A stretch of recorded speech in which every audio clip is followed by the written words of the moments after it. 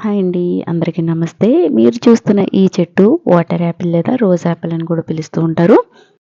ఈ మొక్కలు ఎక్కువగా మలేషియా, ఇండోనేషియా, ఫిలిప్పీన్స్, శ్రీలంకల్లో ఎక్కువగా పండుతూ ఉంటాయి. అలాగే మన భారతదేశంలో కూడా ఇప్పుడు ఎక్కువగానే పండిస్తున్నారు.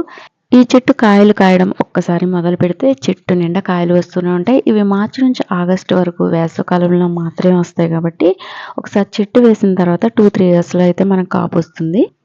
పుచ్చకాయలో ఉండే వాటర్ కంటెంట్ ఎంత ఎక్కువగా ఉంటుందో, అలాగే రోజ్ యాపిల్స్ నిండా కూడా వాటర్ కంటెంట్ ఎక్కువగా ఉంటుంది.